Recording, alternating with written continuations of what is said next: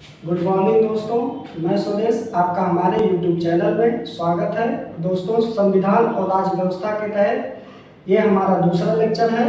तो दोस्तों, इस लेक्चर में हम प्रस्तावना के बारे में देखने जा रहे हैं। तो दोस्तों, प्रस्तावना शब्द जो है वो हमारे संविधान में उल्लेख नहीं है। उसका हमारे संविधान में जो उल्लेख है वो उद्देश्य का नाम से उल्लेख है। तो प्रस्तावना नाम इसका कैसे पड़ा दोस्तों, और प्रस्तावना का अर्थ क्या होता है या उद्देश्य का नाम इसका कैसे पड़ा, वो सब हम देखते हैं। तो प्रस्तावना का अर्थ होता है दोस्तों, संविधान के निचोड़ को हम प्रस्तावना कहते हैं। यानी पूरे संविधान में जो विषय वस्तु निहित होते हैं वो हमारे प्रस्तावना में भी पाए जाते हैं। प्रस्तावना नाम कैसे पड़ा दोस्तों, तो सबसे पहले अमेरिका के संविधान में प्रस्तावना को लाया गया था दोस्तों। तो उसी प्रस्तावना को हमारे भारत में भी लाया गया, भारतीय संविधान में भी लाया गया। अब उद्देश्य का नाम कैसे पड़ा दोस्तों, तो 13 दिसंबर 1946 को पंडित जवाहरलाल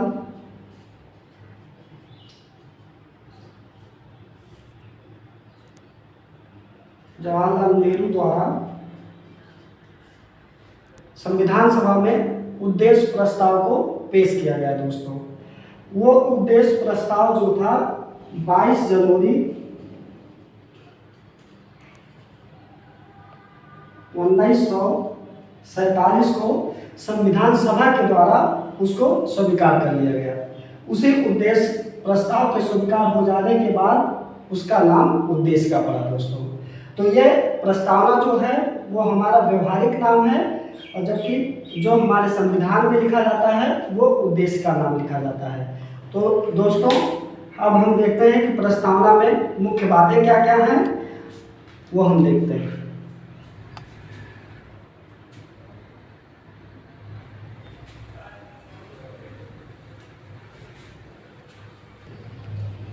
तो दोस्तों, अब हम देखते हैं प्रस्तावना की मुख्य बातें क्या हैं। तो जो प्रस्तावना में मुख्य बातें हैं, पहला है सत्ता का स्रोत। तो सत्ता का स्रोत क्या है दोस्तों, तो हम भारत के लोग यानी जितने भी भारतीय हैं वो सभी सत्ता के स्रोत के रूप में आते हैं। यानी यहाँ जनता ही सब कुछ है। तो जनता के बारे में एक रूसो का कथन है दोस्तों। रूसो एक फ्रांसीसी विचारक था, उसने कहा था व्यक्ति की वाणी ही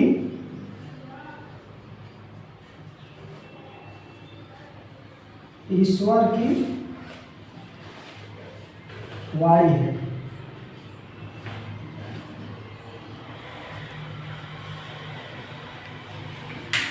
दोस्तों, रूसो का यह मानना था कि व्यक्ति ने जो बोल दिया वो समझ लो ईश्वर ने बोल दिया। तो वो मतलब व्यक्ति को या जनता को बहुत ज़्यादा इम्पोर्टेंट देता था। तो वो इसका कथन है कि व्यक्ति की वाणी ही ईश्वर की वाणी है, और भारत में जो सत्ता का स्रोत है वो सभी भारतीयों का है कि हम भारत के लोग।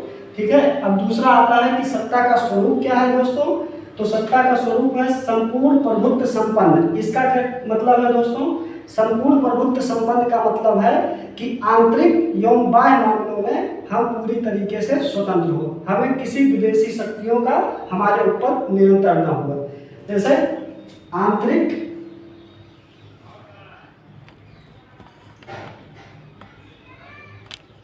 एवं बाह्य मामलों में। आंतरिक मामलों में हमारी सामाजिक स्थिति क्या होगी दोस्तों, आर्थिक स्थिति क्या होगी देश की, और राजनीतिक स्थिति क्या होगी दोस्तों, इसका निर्धारण कौन करेगा, हम भारत के लोग करेंगे। ठीक है। और बाह्य मामलों में हम किस देश को मित्र बनाना है, किस देश को अपना शत्रु बनाना है, कब युद्ध करना है, कब संधि करना है, जो भी बाह्य मामले हैं उनका भी निर्धारण, मतलब हम संपूर्ण प्रभुत्व संपन्न जो देश होते हैं उनका निर्धारण वही लोग करते हैं। अब दूसरे पे आते हैं समाजवादी। समाजवादी अर्थ का क्या मतलब है दोस्तों, समाजवादी शब्द माना अपनाया गया है वो नेहरू एवं गांधी के समाजवाद को अपनाया गया है। एक समाजवाद यूरोप में कार्ल मार्क्स ने दिया था, उनका कार्ल मार्क्स यूरोप के आधुनिक विचारक हैं। उन्होंने वर्ग संघर्ष करके, हिंसा करके उन्होंने एक समाजवाद को अपनाया। वो समाजवाद भारतीय समाजवाद का स्वरूप नहीं है। भारतीय समाजवाद का जो स्वरूप है वो लोकतांत्रिक समाजवाद का स्वरूप है। सुप्रीम कोर्ट ने DS नकारा केस में हमारे लोकतांत्रिक समाजवाद को व्याख्या की है। DS नकारा वाद केस में 1986 में भारतीय समाजवाद की व्याख्या सुप्रीम कोर्ट के द्वारा की गई कि हमारा समाजवाद कैसा है। तो हमारा समाजवाद जो सुप्रीम कोर्ट द्वारा कि लोकतांत्रिक समाजवाद है, कि यहाँ सभी व्यक्तियों के लिए है। अब दोस्तों हम आते हैं पंथ निरपेक्ष। दोस्तों तो पंथ निरपेक्ष उसे कहते हैं जहां पे राज्य का कोई अपना धर्म ना हो। दोस्तों राज्य का अपना धर्म ना हो, लेकिन यहाँ पे हर व्यक्ति को अपने धर्म को मानने की स्वतंत्रता है। हर व्यक्ति को अपना धर्म मान सकता है, लेकिन राज्य का कोई धर्म नहीं है। राज्य सभी व्यक्तियों को उनके धर्म की सुरक्षा की गारंटी देता है, लेकिन राज्य का अपना कोई धर्म ना हो तो उसे हम पंथ निरपेक्ष कहते हैं। गणराज्य के ऊपर, गणराज्य का क्या तात्पर्य है दोस्तों? गणराज्य का तात्पर्य है कि यहाँ जो राष्ट्र का मुखिया होगा वो उसका जो चुनाव होगा वो वंशानुगत ना होके उसका चुनाव जो होगा वो प्रत्यक्ष या अप्रत्यक्ष रूप से उसका चुनाव होता है। जैसे कि अमेरिका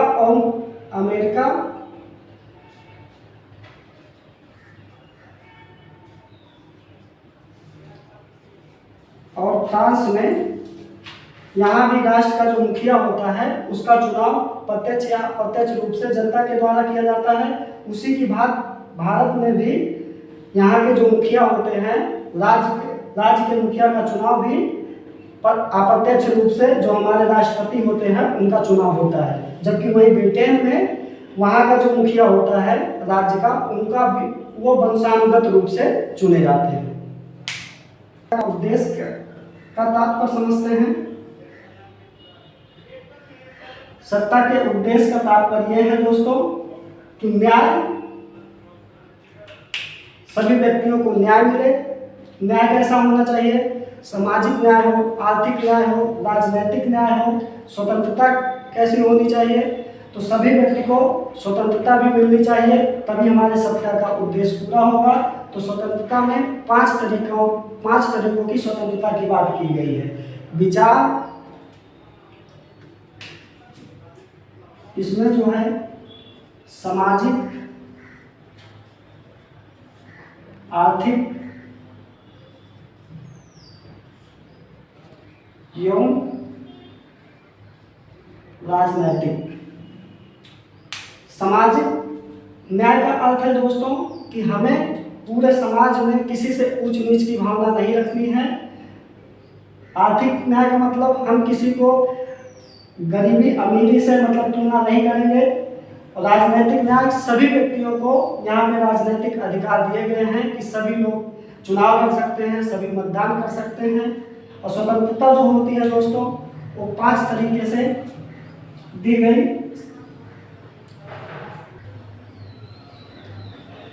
दोस्तों अब हम स्वतंत्रता के बारे में जानते हैं। तो स्वतंत्रता 5 तरीके बताई गई। पहली स्वतंत्रता थी विचार की, दूसरी अभिव्यक्ति की,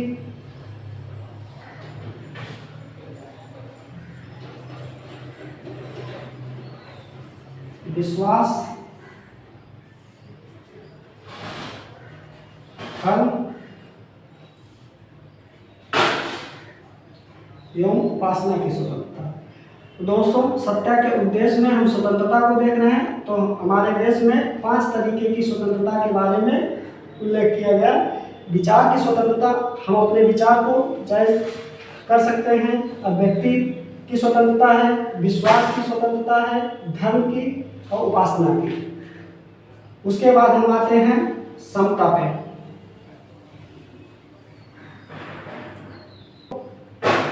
समता 2 तरीके की,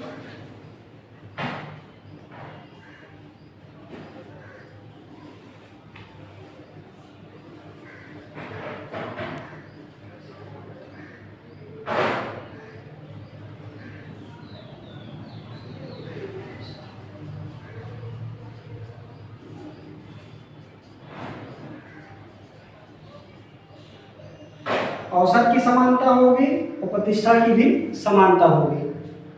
हमें सभी व्यक्तियों के उनके विकास के लिए समान अवसर प्रदान किए जाएंगे और किसी की प्रतिष्ठा में भी हम समानता रखेंगे, ऊंच नीच की भावना हम नहीं रखेंगे। अब हम दोस्तों एकता और अखंडता को देखते हैं।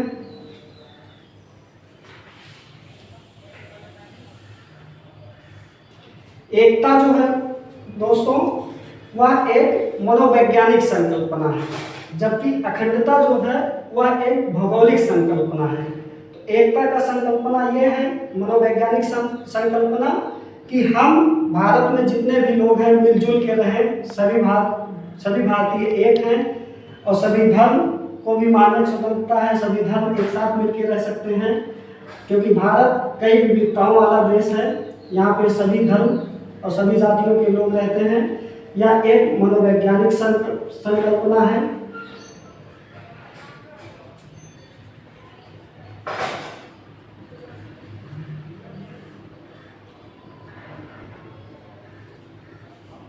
एकता और अखंडता जो है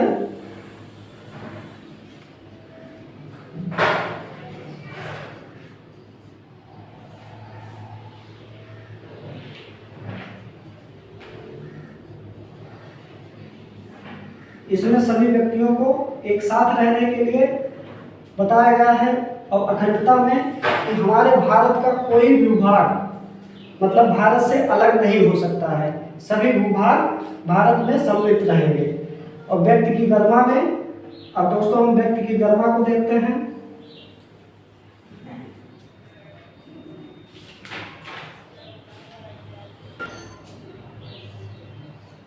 व्यक्ति की गरिमा के तहत दोस्तों सभी व्यक्तियों को गरिमापूर्ण जीवन जीने का अधिकार दिया गया।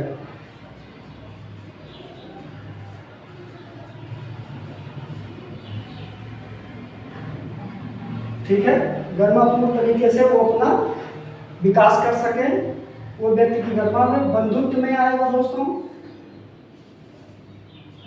आपसी भाईचारा।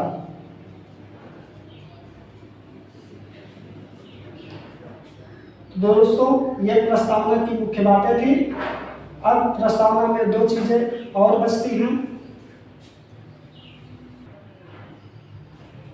ठीक है दोस्तों, प्रस्तावना को 26 नवंबर 1949 को अंगीकृत, अधिनियमित एवं आत्मार्पित किया गया। अंगीकृत का मतलब दोस्तों है कि स्वीकार किया गया, अधिनियमित का मतलब है कि वो लागू किया गया, और आत्मार्पित मतलब वो देश को सौंप दिया गया। तो दोस्तों अब प्रस्तावना से संबंधित कुछ अन्य पहलू को भी देख लेते हैं। तो दोस्तों क्या प्रस्तावना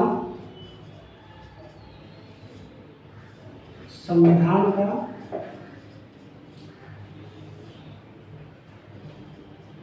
भाग है या नहीं? तो दोस्तों इससे संबंधित हम कुछ केस को देखेंगे, तब समझ में आएगा कि प्रस्तावना हमारे संविधान का भाग है या नहीं है। तो सबसे पहला केस जो आया था 1960 में,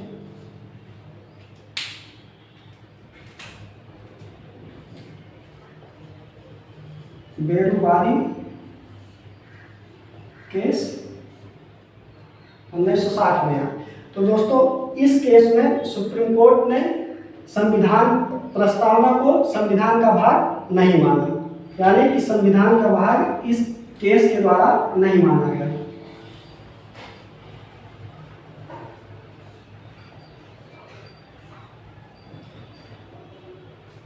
ये केस फर्स्ट है। केस सेकंड में केशवानंद भारती वाद में सुप्रीम कोर्ट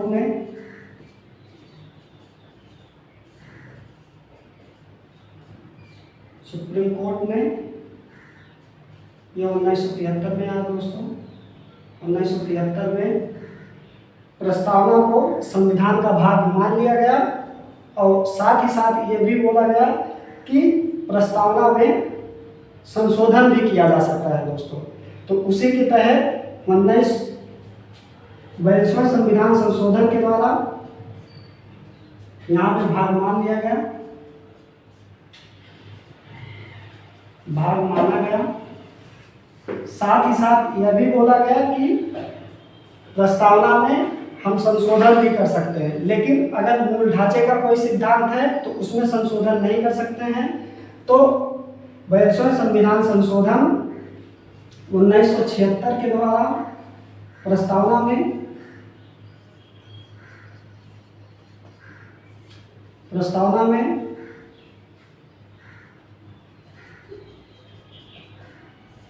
पहली बार संशोधन कर 3 नए शब्द जोड़े गए दोस्तों।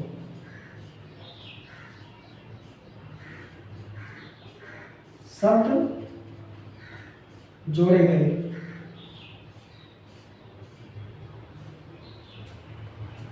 पहला शब्द था समाजवादी,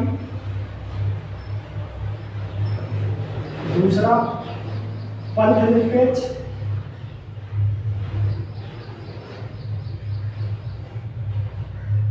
तीसरा था अखंडता।